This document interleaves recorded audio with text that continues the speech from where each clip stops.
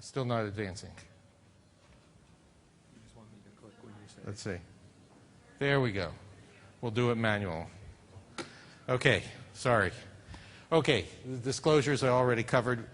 I am going to apologize before we even start because we are already 10 minutes late, and we have 69 slides. This is going to look more like a movie than a slide presentation. Okay, first thing just to point out, the survey is the largest survey in emergency medicine. Okay, and you could look here. We're doing about 2,500 emergency physician salaries in the salary survey. Consistently over the years, they've been running roughly about 9 years in EM practice and about 11 years post-residency. 95% of the faculty that we're looking at today are MD degree, and about 5% or so are DO degrees. Years in practice, this slide's really interesting in that you could see most of our faculty are in this 5 to 9 years of practice. And the point to make here, 35 to 40, that's their age, okay? So you're just in the beginning of your practice, beginning of your academic career, and you're close to 40 years old when you're just getting started. The other piece that's interesting here is that you see there's a lot more people going into academic practice than there are retiring from academic practice. So our longevity in keeping those folks there over the years is not there. So people come into practice and a good majority move on into private practice over time. The faculty rank, no surprise. The majority are assistant professors, and it seems to just go in line with the years of practice that we have. You look at who we are, basically we're a bunch of white guys. Okay, it is not a diverse population whatsoever. There are some changes now in gender that we're starting to see a higher percentage of women going into emergency medicine, but it's still primarily, we don't have many underrepresented minorities. This slide is really interesting in that what you could see over time, if you were to look at 2015, I can't see the slides from that angle, but if you're looking at 2015, this is the first year that we're starting to see more women actually going in. The percent has gone up to about 37% females in our specialty. If you were just to go back, what was it, 2000, we're looking at, yeah, that's 2015. We're looking at 2018. The percentage is gone up now, and that at professor level, we're finally starting to make some inroads in that now you have about 20% of women professors. This has clearly been lagging over time. I'm going to step down. Matt, Steve, maybe you could just advance the slides.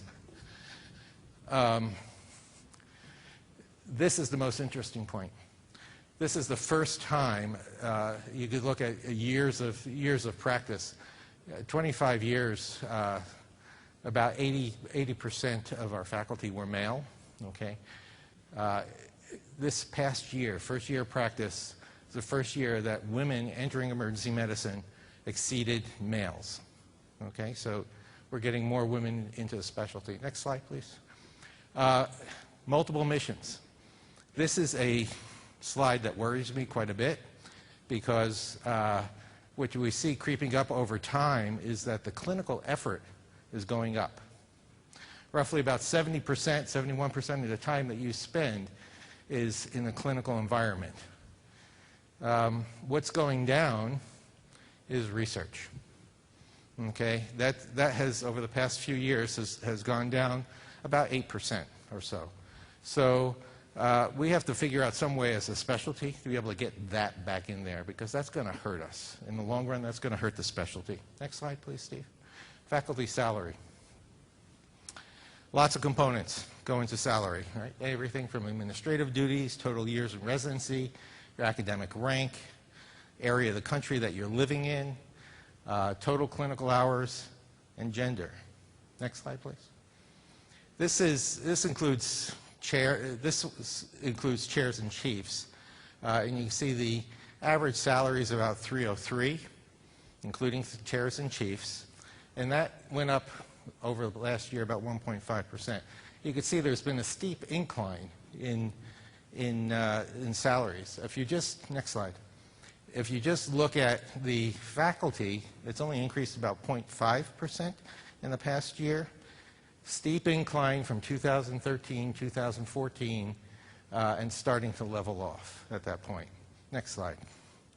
What is also now different is a larger proportion of salary, total salary, is being based on things other than base salary.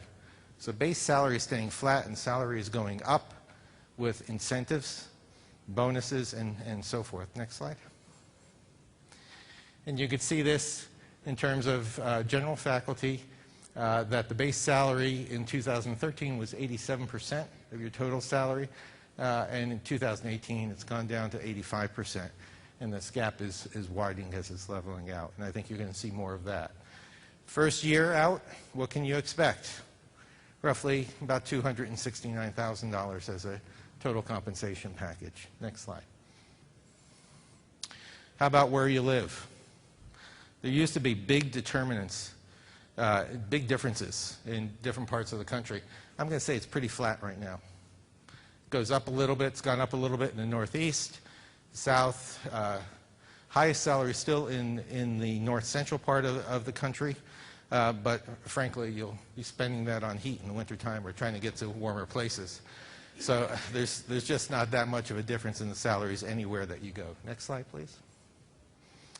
Salary by rank, not to be unexpected, that the longer that you're in academic practice, the higher your salary. Professors are the highest paid, and this has gone up, particularly in the past few years.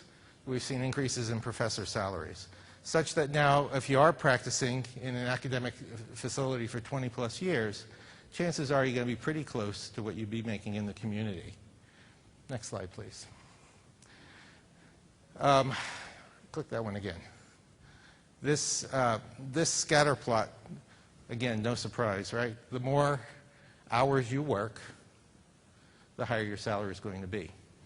That's what we'd expect. But we'll talk a little bit about this group over here as we get further on. But if you're in a clinical role, primary clinical role, if you work more hours, you're going to make more money. Next slide, please. Now, clinicians would think in an academic practice that clinicians are going to make more than the academic faculty. That's actually probably not the case, because if you could look here, the average clinician salary is $278. They work 1,100 hours, roughly 9 years of service, 5 years in their rank. If you look at faculty who have other duties, you can see their salaries higher. They work fewer hours. They've been around a little longer, and they're about 5 years in rank. So you say, well, there's probably more associate professors and professors in that group that's driving the salary. Next slide, please. But when you look by rank, there's still a problem, okay? In that if you are clinical, you're still working more hours than faculty by rank.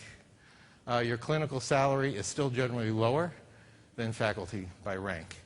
So our clinical track faculty are actually working more hours and making less money. Something that I think we have to think about. We need these folks to run the machine, and how do we deal with this as we move on? This is a new discovery I think we're making with the salary survey. Next slide, please. How about nocturnists? Represents about 5% of our faculty. They make about $310 versus $287 for the general faculty. They make more hours, and they've worked more years. So they're sort of a blend. Are they clinical faculty or are they academic faculty? They're sort of a mix with the nocturnist. Next slide, please. How about practice setting? If you're in a primary academic practice, there's your salary, $294. That's the average salary for all faculty, excluding chairs and chiefs. If you're in an affiliate, you're going to be making a little bit more. If you're in a community setting, you're going to be making more than that. And in a freestanding you'll make a little less. Your hours go along with it, in that the academic environment has the least number of clinical hours. In the academic affiliate, you're going to work a few more. Community, a little closer to 1,400 hours. Freestanding is closer to 1,500 hours. Next slide, please. Pediatrics. Pediatrics generally gets paid a little bit less. They work a few hours more, but there's not a big difference between peds. The thing that I think you have to keep in mind here is that these are pediatric departments, pediatric EDs, pediatric EM physicians working in a department of emergency medicine. Very different story if you're looking at a children's hospital where they're paying significantly lower rates. Next slide, please. Well, I talked a little bit about gender, and that there is a salary difference with gender where women are making significantly less money than males. The question is, we can't sort out why. Whenever you talk to just about any chair you chat with, it's a structured salary across the department. It may have something to do with rank progression, because women are generally lower in rank because they're younger in the field. And it may have something to do with administrative duties. Next slide, please. So if you look from administrative duties, males do about 72% of those duties, as opposed to 28% female. So the male's salary is higher, female salary is lower. But look at the hours. Okay, there's about a 200-hour difference. Now, if you actually do the math in terms of salary and hours, I'm going to tell you the women are smarter than us guys, because they could make more money by just working the 200 hours. But I think males are going more for the titles in there. But a lot more we have to figure out in this. But this is also that group that you see down here. Remember, this is a slide. More hours you work, more money you make. But there's a group down here, and this includes chairs and chiefs down in this portion, that work few hours and make more money. Next slide, please. PAs and MPs, there's about 795, 798 advanced practitioners in the database. Average is 8 years post-training. 64% of them are physician assistants, 36% nurse practitioners, 76% of them are female. Next slide, please. The average salary is about $118,000. There's no difference between APPs and between PAs and nurse practitioners. Roughly 1,700 hours. The one surprising piece here is that we would think most of them are working in low acuity areas, but actually that's probably not the case. As you can see, only about 5% are just limited to triage and fast track. The bulk of them work throughout the emergency department, different venues throughout the emergency department. If you have a lead APP, roughly they're getting about a 300-hour reduction in their time, and roughly about a $20,000 increase in their salary.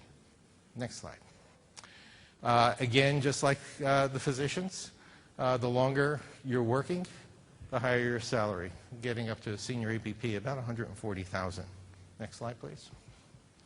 Compensation plans and clinical hours. Lots of components that go into the compensation plans. Typically, and these are changing, a base salary only is a one-component plan. A two-component plan would be base salary plus extra hours or stipend or bonus. Three-component plan, base plus two of those items. Four-component plan, you get all of them. Next slide, please. It's not surprising. Folks with a four-component plan make more money, okay? And you could see how this has also changed. So really now only a small percentage of our physicians are on a simple base salary. The majority have either two or three or four-component plan. And this has changed dramatically, gone literally from the two-component plan, moving over to the three-component plan, and even over the four-component plan. These are the previous percentages. Next slide, please. A lot of things go into the plan, okay? Roughly physicians are doing about $18,000, $19,000 in extra hours that go into that total compensation, about $35,000 in a stipend, and $29,000, $30,000 for bonus. Now, one of the things we often don't consider as practicing physicians is this bucket over here. The administrators all think about that one. It's close to their heart, and that is the cost of our benefits, which are continually rising. And the average cost of benefits across the academic group is about $54,000. Next slide, please. That includes your malpractice and health insurance and so forth. Rank and clinical hours, again, no surprise. The more advanced your rank, professors work fewer clinical hours than instructors and assistant professors. And these are the medians across the groups. Next slide, please. Years and clinical hours. Even if you're staying at an assistant professor level, over time, your hours do start to decrease. And part of this, while your clinical time may decrease, part of it is just as you're in an institution for a long period of time, you start to get other jobs that start to take up some of those hours, even as assistant professor, whether it's teaching or something else. But your clinical time does go down. Next slide, please. Location, again, as I said before, academic facilities, least clinical hours, freestanding, the most clinical hours. Next slide. This one sort of sums it up best. If you're going to be in an academic department, pretty much you're going to expect to be working somewhere between 1,000 and 1,400 hours. Okay, and that's going to vary from department to department, and maybe a little bit more than 1,400 hours if you're in a pure clinical position. And based on grants or some other buy-down for administrative duties, maybe less than 1,000 hours in some situations. Next slide, please. Staffing. This is one of my favorite graphs. You could plug this through to the next one. You can see here, these are visits down here, and these are physician hours.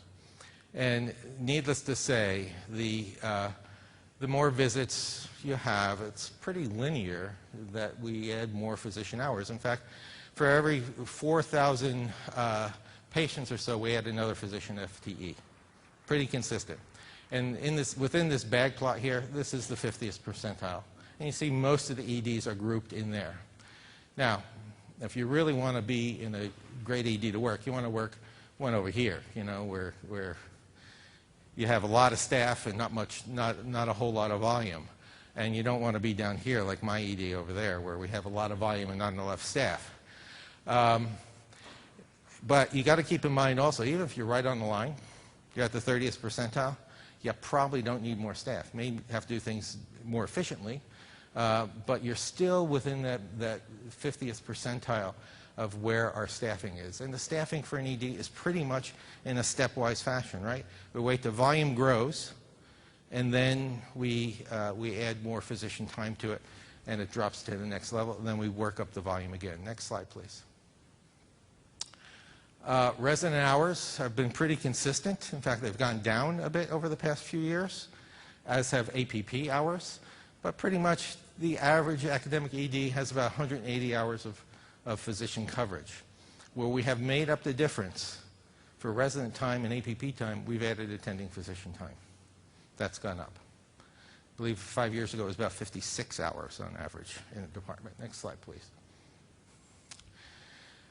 Now, we'll talk a little bit about this, but don't focus on the numbers, because those numbers are probably not correct based on the data that's coming through.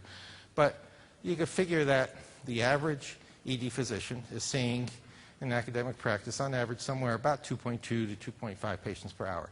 Once it gets up past 2.5, we get pretty uncomfortable with that.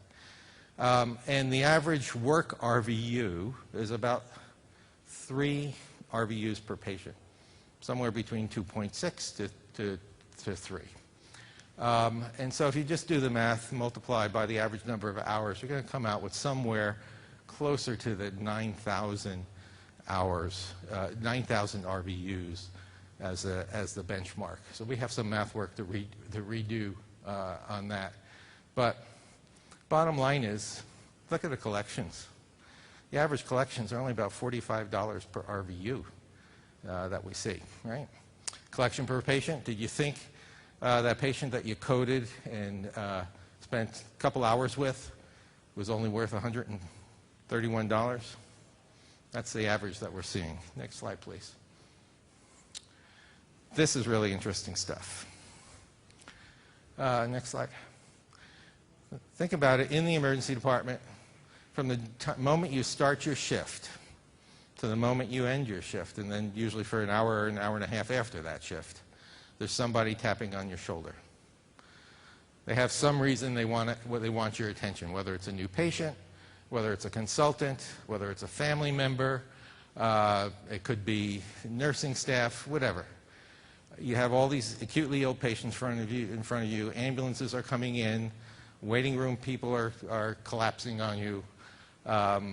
You're getting test results back. EMS arrivals are coming. Traumas are coming. How many of those instances can we handle at one point in time? Next slide. We did, basically this was a feasibility study in the survey last year where we asked at 3 o'clock on a Monday afternoon, what does your ED look like? And what was found was that the average ED, academic ED, which is about 66,000 visits or so, the average ED is 137% over capacity at that time. And the average ED physician is responsible for 15 to 17 patients, and they are dealing with, they have in front of them roughly 2.5 extenders, whether it be APPs or residents. That was last year's data. This year, we looked at a dozen emergency departments, and we looked at Monday afternoon and we looked at Thursday afternoon. We looked at 2 data points on each day and collected a lot of information.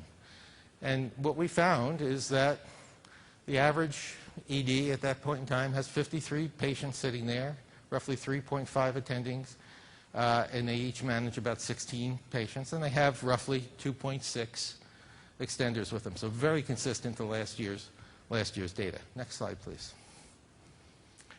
And this is sort of what it looks like. That's our home, right? That's what we should be dealing with. And so we collected this data on a dozen EDs. Next slide. And you could see it is coming out right. So I think in the database this year we'll probably be collecting more of this information and see where we all plot this out. But most EDs are sitting in this 15 to 18, 19 patient range. A couple of them much slower out here. Those may be pleasant places to work, or if you're like me, you get very bored very quickly. And so I'd be drinking an awful lot of coffee there. And I'd be ashamed to tell you that this is actually my ED out here. So with 33 patients that we're responsible for. We've added, based on this, we've actually added another 24 hours of attending coverage and another resident with this information. Okay? So this is good information for you to all have. Now, there's some consequences for this also. If you look, when we have 20 patients, roughly our discharge time takes about 4 hours. That sound reasonable, everyone? It's about 4 hours, right? Unless you're ordering a CT scan that takes another 6 hours to get. But if we have 30 patients, now the discharge time goes to 5 hours. So this is not a linear relationship here. Not at all. Okay? And so it's very much that once we get bogged down with more patients, we slow down, and it actually backs up the ED more, right? So this really ties into flow and adds some more justification for making sure that we have the appropriate staff in place to be able to keep patients moving. Next slide. So it really does become a balance, and this is a great picture for that, right? We have patient safety that we have to worry about, having the right amount of staff. Most of our hospital CEOs don't want to add a whole lot of more physician and nursing staff into the emergency departments because it's costly. But we also have to factor in physician burnout and patient safety in terms of the number of patients that we're dealing with at any given time. And it does seem like the 16 to 19 range is probably fairly reasonable. Next slide, please. Billing. No surprise again, 80% of our revenue comes from E&M codes, and roughly about 16-17% from procedures, a lot less with observation. The one thing I want to point out here is ultrasound. Not a whole lot of revenue comes out of ultrasound, and part of that is simply that most ultrasound exams, most of the insurers consider it incidental to the ED visit. What it does do, the ultrasound will drive the E&M code based on medical decision making, but not necessarily giving you a lot of cash as a result. Next slide. E&M codes, you can see the majority of our codes tend to be level 4s. It's pretty consistent. The one thing that I think most of us who are working in EDs do realize is that acuity has gotten a bit tougher. And you could see our level 3s over the past few years have been dropping.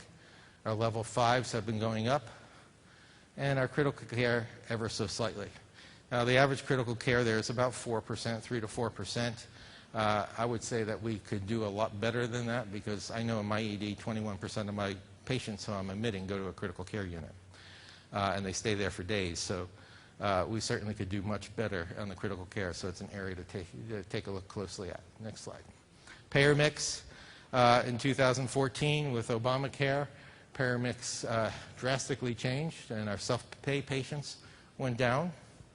And as a result, our Medicaid really bumped up.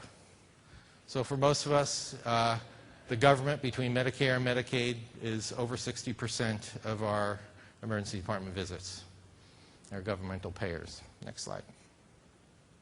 Okay. So now we're going to transition kind of away and move into the research portion of our survey. You want this one so you can walk around? That's on. That's on? Yeah, I can just use this one. So I did notice that a lot of you were taking pictures. We did upload these slides onto the website, so if you'd like, you're more than welcome to download the slides and have this material. So my name is Steve Maxwell. I'm the administrator at the University of Michigan, and thank you for the time today. I have no disclosures. In terms of the survey, there's about 90 sites that participate. That was something that Greg showed earlier. Of those, only about 60% are reporting research information. And I'll show you later how we believe we're capturing most of the federally funded research. So what we believe that this is showing is that there is not much federally funded research at about 40% of the sites. But that is kind of something to understand as you look at this data. So I think one of the key things to look at as we are looking at the yellow bar is about $50 million in spending. When we look at the fiscal year spend and compare that to Blue Ridge, we're actually slightly higher than that. And as you know, the Blue Ridge data includes only departments of emergency medicine, whereas our survey includes some areas, which some sections and divisions. So we think that we're getting a very good sample, a high percentage of the federally funded research within the specialty. And when you look at the K awards, you actually see that we tie out exactly. In the R awards, our survey is reporting more than are on Blue Ridge, and we believe the reason for that is that Blue Ridge reports by the principal investigator for the grant, whereas the survey is reporting grants that the department is holding. So we think that that may explain part of that variance. And we're very excited if you look at the lower right-hand corner of the graph, where you see that Blue Ridge is going up to $68 million next year. So we are seeing tremendous growth on a 5-year trend within the specialty of the research. And then we also have been asking the question, is there a relationship between the type of research that an institution is doing and in more specifically the amount of indirects coming from that research and the amount of research in those institutions. So our first cut was looking at the amount of indirects by the type of grant. And then what we started to do is say, how can we look at those relationships between startup funding and protected time and the amount of grants that an institution is receiving? And are the relationships between the grant funding and publications? And how does the investments that departments are making in research then lead to the outcomes of those academic endeavors? And what we really found when you look at research FTEs as a proportion of clinical FTEs, that there is a correlation between the number of grants, and that same correlation also applied to publications. So what we believe that this is showing is that as institutions are investing in protected time to do research as a proportion of the amount of clinical effort that they have, that the amount of funded research and the amount of publications goes up. So this year we added some more questions to look at, is there a relationship between grant success and the rank of the physician, and are there differences in institution successes based on their investment in research? And what we were trying to get at is, are you going to be more successful as an individual investigator based on the size of the research infrastructure around you? And so what we actually found is when we divided the institutions into quintiles based on the amount of funding that the organizations had, that there was a relationship, particularly in the left on the junior investigators, as to the number of grants submitted.